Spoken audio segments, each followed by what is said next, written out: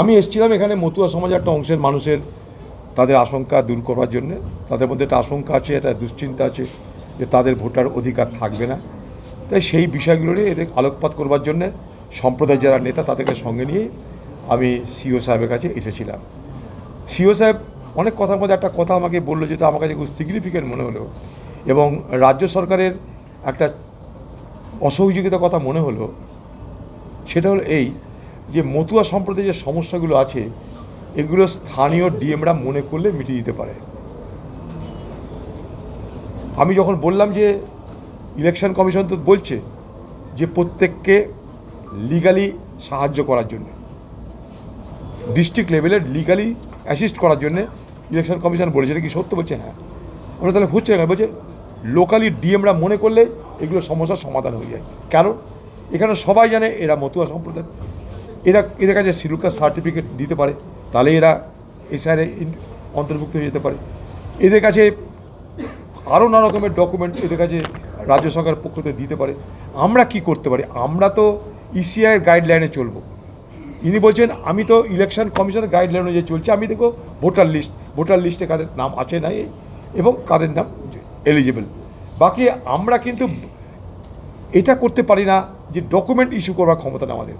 3টে দেশ 6টা কমিউনিটি, এটা আপনারা সবাই জানেন। 3টে দেশ 6টা কমিউনিটি, 3টে দেশ বাংলাদেশ, পাকিস্তান, আফগানিস্তান। 6টা কমিউনিটি আপনারা জানেন যে যারা বাংলাদেশ থেকে এসছে, হিন্দু, শিখ, খ্রিস্টান, যা পার্সি, যারা যারা আছে 6টা কমিউনিটি। সেই আইনটা আমরাও তৈরি যখন হয়েছিল আমরাও ছিলাম। এটা টার্গেটেড লেজিসলেশন হয়েছিল যে মুসলমানকে আমরা কিছু দিব না, এটা তার বিরোধিতা আমরা করেছিলাম।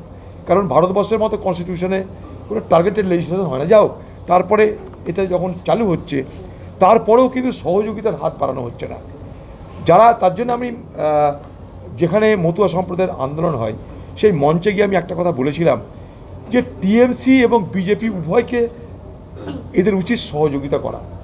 কারণ মতুয়া সম্প্রদায়ের মানুষের ভোটে টিএমসি জেতে, টিএমসির এমএলএ এমপি হয় মতুয়া সম্প্রদায়ের ভোটে, আবার মতুয়া সম্প্রদায়ের ভোটে জেতে বিজেপি। তো তাদের পক্ষ থেকে কিন্তু এদের সঙ্গে এই ছোটোখাটো আমি করছি, আমি দেখছি, তু মাই হাম কিসি সে কম নাই, এই বাতাবরণ না করে তাদের কিন্তু জেনুইনলি সহযোগিতা করা হচ্ছে না বলে আমি সিদ্ধান্তে পৌঁছেছি। জেনুইনলি সহযোগিতা করা হচ্ছে না। তাহলে এত বড় সমস্যা নয় মতুয়াদের, কারণ সবাই জানে তারা মতুয়া, সবাই জানে এখানে বাস করে, সবাই জানে এখানে সব কিছু করে। সরকার, রাজ্য সরকার তো জানে, রাজ্য সরকার প্রশাসন তো জানে। ক্যাম্প করে করে করে করে করে করে যদি তাদের সহযোগিতা করার চেষ্টা করা হয়, এই সমস্যা মিটতে সময় লাগে না বলে আমি মনে করি।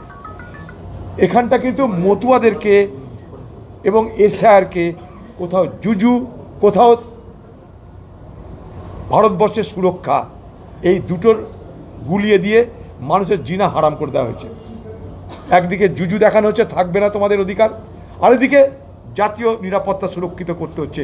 এই দুয়ের জুজুতে, between the devil and deep sea, এই চক্করে পড়ে গেছে এখানকার মানুষ। তাই আমরাও চেষ্টা করছি এদেরকে বলার, এদেরকে বলেছি। এরা বলছে যে আপনারা একবার মিনিস্টার অফ হোমের সঙ্গে কথা বলুন।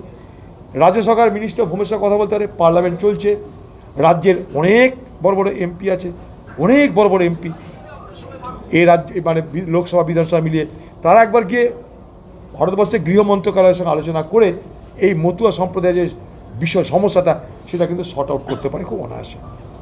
এমন কিছু বড় ব্যাপার হবে না যদি উভয় সরকার সেখানটায় আন্তরিক হয়।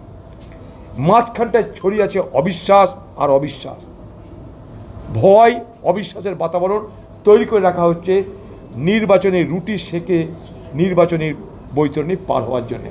যেমনভাবে এনআরসির নামে ভোট হয়েছিল, ভোট হয়ে যাওয়ার পর না দিদির মুখে এনআরসি শোনা গেছিল, না মোদির মুখে এনআরসি শোনা গেছিল। এসআইআর ভোট হয়ে যাওয়ার পর না দিদির মুখে এসআইআর শোনা যাবে, না মোদির মুখে এসআইআর শোনা যাবে। তো এসআইআরটা কার? এসআইআরটা হচ্ছে কেন্দ্র এবং রাজ্যের উভয় সরকারের হাতিয়ার। এসআইআর উভয় সরকারের হাতিয়ার। মোদি স্যার আর দিদি ম্যাডাম, এই দুজনের গল্পে বাংলার মানুষ জেরবার। রাজ্য সরকারকে বলবো, কেন্দ্র সরকার যারা এমপি আছে তাদেরকে বলবো, যারা মন্ত্রী তাদেরকে বলবো যে ভাই আপনারা আসল কাজটা করুন। এখানকার মানুষের মধ্যে বিভাজন তৈরি না করে, যদি সত্যিকার উপকার করার দরকার, সত্যি যদি আপনাদের মনে হয় তাদেরকে নাগরিকত্ব দিয়ে বা ভোটার অধিকার দিয়ে তাদেরকে রক্ষা করা দরকার, এটা কিন্তু করা যায় বলে আমার মনে হয়েছে। এসআইআর এর পর